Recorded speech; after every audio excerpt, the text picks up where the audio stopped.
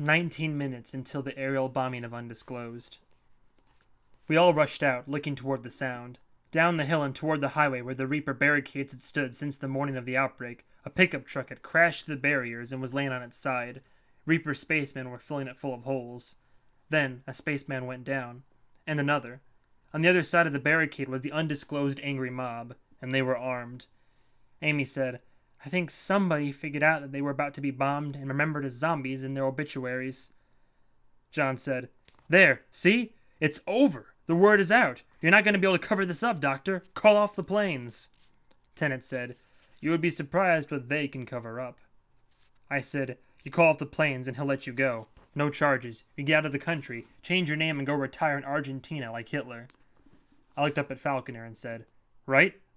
Falconer said, "Yep, absolutely," in a way that did not convey an ounce of sincerity. To the spaceman behind us, Tennant said, "On the count of 3, if he does not release me, start shooting. If you can get him over my shoulder, that'd be nice, but if you have to shoot through me, so be it. This is bigger than me." Falconer withdrew his arm from around Tennant's neck, grabbed something small and black from a pocket and held it in front of Tennant's face. "Do you know what this is, shitbird?" I didn't, but Tennant nodded. "And you know what happens if I push this button?"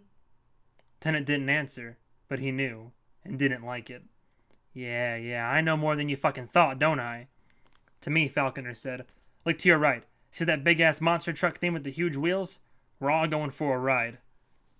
Falconer put an arm around Tennant's neck and dragged him toward the vehicle that did in fact look like an armored monster truck. Amy and I followed. John took off in the other direction, then came running back with a fur gun. Through all of this, the spacemen kept their weapons trained on us, waiting for an order that never came. To John, Falconer said, "Can you drive this thing?" Before he finished the word thing, John was already behind the wheel. Falconer forced Tennant into the passenger seat at gunpoint, then took the back seat so he can keep the gun pressed to the back of Tennant's skull. I went around and slid in next to Falconer. Amy jumped in beside me and slammed the door. John made the engine of the monster truck rumble to life, and 100 miles away, a seismologist saw the needle on his machine twitch. Amy mumbled, "I cannot imagine the penis of the guy who designed this thing." John said, "Where to?" Falconer answered, "Right down there, past the barricades, inside the blast zone. Let's see if that motivates this asshole to pick up this radio and call off the planes." With no hesitation, John rumbled down toward the area that was about to be bombed into scorched rubble.